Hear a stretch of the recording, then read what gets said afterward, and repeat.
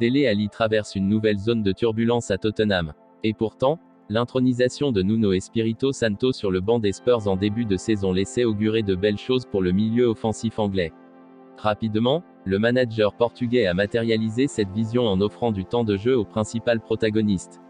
Résultat, Ali a démarré les 6 premiers matchs de Premier League et a même trouvé le chemin des filets face à Wolverhampton en offrant la victoire aux siens, 1-0.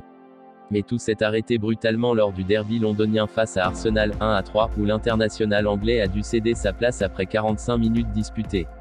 Un choix fort effectué par Espirito Santo puisque depuis la débâcle face au rival londonien, le natif de Milton Keynes n'a pas remis les pieds sur une pelouse anglaise. Nuno Espirito Santo écarte Dele Alli pour le match face à Burnley. Le technicien portugais avouait récemment que son joueur ne se trouvait pas dans son meilleur moment.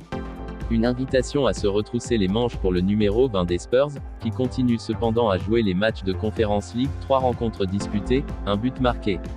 Mais personne n'occulte que Nuno Espirito Santo effectue une rotation importante pour ses confrontations européennes, offrant une chance aux joueurs peu utilisés de se distinguer sur le pré.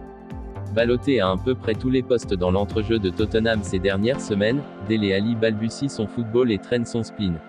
Ce dernier semble avoir mal digéré son remplacement express face aux Gunners le 26 septembre dernier et son implication quotidienne s'en trouve fortement impactée. Titularisé en meneur de jeu face au Vitesse Arnhem le 21 octobre, défaite 1-0, Ali n'a clairement pas répondu aux attentes, entre nombreux ballons perdus, un travail défensif quasi inexistant et une influence offensive frôlant le néant. Des arguments qui ont sûrement convaincu Espirito Santo de ne pas convoquer l'international britannique pour le match de mercredi en Carabao Cup face à Burnley. Une rencontre jugée cruciale par le coach lusitanien qui mise beaucoup sur cette compétition pour tenter de remporter enfin un trophée. Cette mise à l'écart relance donc inéluctablement les débats sur l'avenir d'un joueur en perdition, qui n'a jamais réellement pensé les plaies de son départ avorté au PSG en janvier dernier.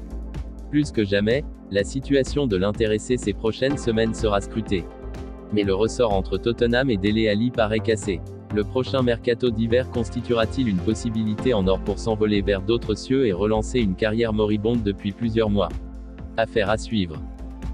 Un entraîneur heureux. Présent ce mardi en conférence de presse avant la rencontre entre le Real Madrid et Osasuna ce mercredi, 21h30 pour le compte de la 11e journée de Liga, Carlo Ancelotti n'a pas caché son admiration en réponse aux questions des journalistes à propos de Vinicius Junior, auteur d'un excellent début d'exercice 2021 à 2022, 7 buts et 5 passes décisives en 12 matchs depuis le début de l'exercice 21 à 22. Ce que j'aime le plus chez lui, c'est qu'il est toujours motivé et qu'il met beaucoup d'intensité. Il a beaucoup de qualités, mais il travaille aussi, a dans un premier temps lancé l'entraîneur des Merengues, avant de poursuivre sur les points à améliorer pour le jeune attaquant brésilien de 21 ans. Il doit s'améliorer sans le ballon et il peut le faire sans problème, car c'est un joueur humble qui aime travailler dur. Vinicius est jeune et manque un peu d'expérience à certains moments du jeu. Il est distrait par les fans et doit se concentrer sur le jeu et non sur ce qui se passe autour de lui. Enfin, le Mister en a dit un peu plus sur la relation qu'il entretient au quotidien avec Laurie Verde. Ce n'est pas une relation père-fils. J'ai déjà 2 fils. C'est la relation que je veux avoir avec tous les joueurs, le motiver, l'aider, lui donner confiance et le garder concentré sur son travail. La jeunesse vous donne beaucoup d'enthousiasme, mais parfois vous devez apprendre. Il doit apprendre à être efficace à tout moment, et c'est ce que donne l'expérience. À l'élève, Vinicius Junior, d'écouter le maître, Carlo Ancelotti, tout heureux d'avoir un tel joueur sous ses ordres.